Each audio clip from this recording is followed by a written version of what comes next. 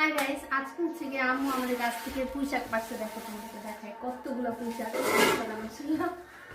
এই যে আজকে হচ্ছে আমাদের কাছে পুঁইশাক হচ্ছে রান্না করা হবে আমাদের বাসায়।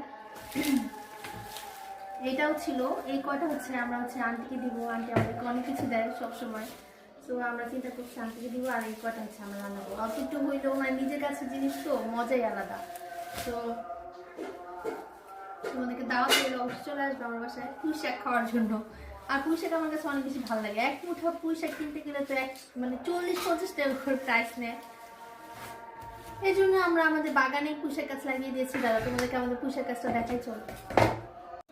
এইটা হচ্ছে আমার সেই কাঙ্ক্ষিত পুঁইশাক। এটা অনেক বড় ছিল, মানে কেটে ফেলছে আম্মু। আর এখানে একটা আছে, এই ছোট ছোট এগুলো খাবো চিন্তা করছি, এখনো করা হয়নি। আর এটা আমার গাছ, আল্লাহ খালা কি করে আমার এটার গাছের উপরে সব কাপড় চোপড় শুকা দিয়ে আমার গাছটাকে ভাঙিয়ে ফেলছে। এটা আজকে ওয়াশ করবো।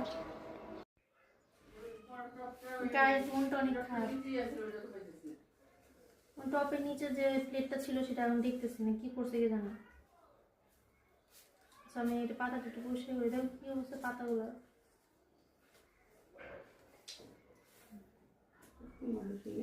কে নিল এই টপের পাতা নেই নিচেটা? বড় টপের এটা দেখতেছে খারাপ লাগে, দেখতে ভালো লাগে। প্লেটটা আমি নিয়ে আসছি, ঘরে রাখবো এটার জন্য। যেটা নিচের প্লেটটা মেজাজটা তো খারাপ লাগতেছে।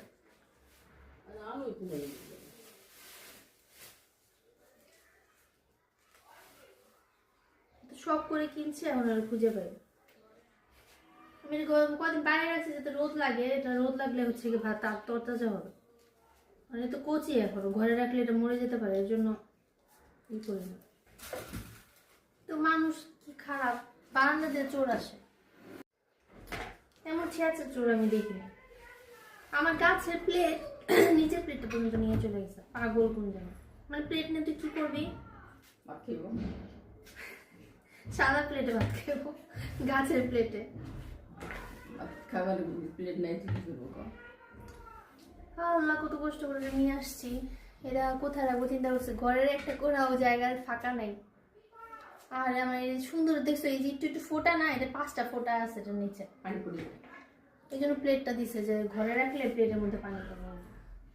তো অসভ্য মানুষ।